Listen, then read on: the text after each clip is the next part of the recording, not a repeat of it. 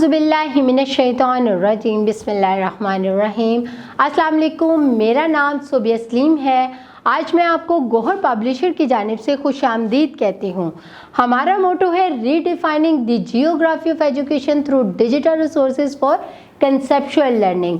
آج ہم گوہر ندائے اردو جماعت دوم سبق نمبر 11 کا صفحہ نمبر 71 کھولیں گے اور وہاں پر موجود ماحول اور صفائی سے متعلق جو مشق ہے اس کو حل کریں گے۔ اب جلدی سے صفحہ نمبر 71 کھول لیں۔ اب ہم دیکھتے ہیں صفحہ نمبر 71 پر سوال نمبر 1 کون سا دیا گیا ہے۔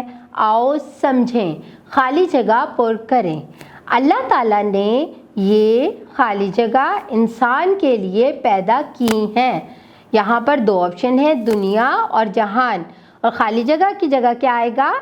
دنیا انسان کے لیے پیدا کی ہے۔ اللہ تعالیٰ نے یہ دنیا انسان کے لیے پیدا کی ہے۔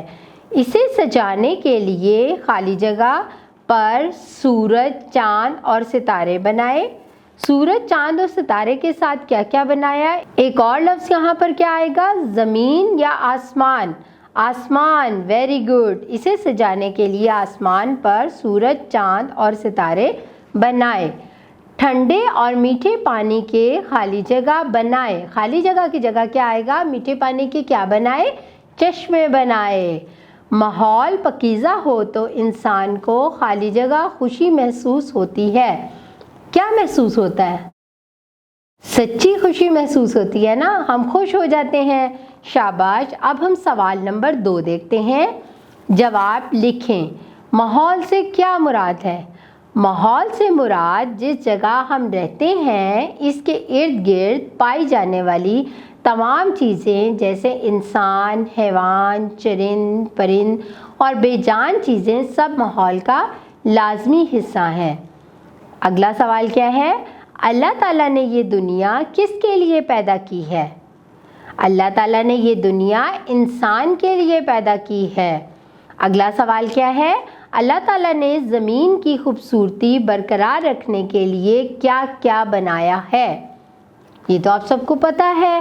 اللہ تعالیٰ نے زمین کی خوبصورتی کو برقرار رکھنے کے لیے اونچے اونچے پہاڑ، سرسبز و شاداب وادیاں، مختلف قسم کے پھلدار درخت، رنگ برنگے پھول، پھولدار پودے اور ٹھنڈے اور میٹھے پانی کے چشمے بنائے ہیں۔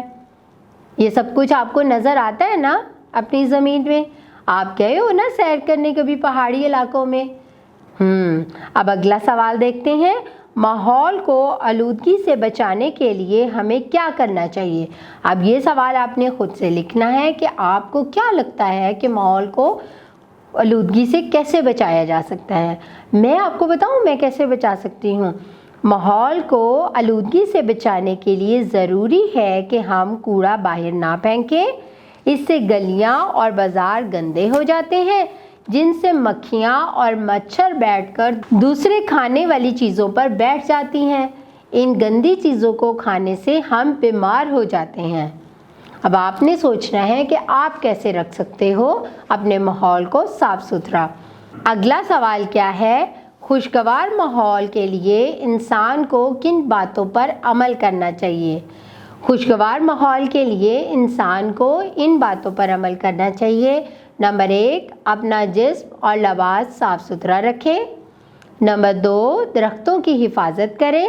نمبر 3، کوڑا کرکٹ باہر نہ پھینکیں۔ گلیوں اور نالیوں میں پولیتھین کے لفافے اور کاغذ نہ پھینکیں۔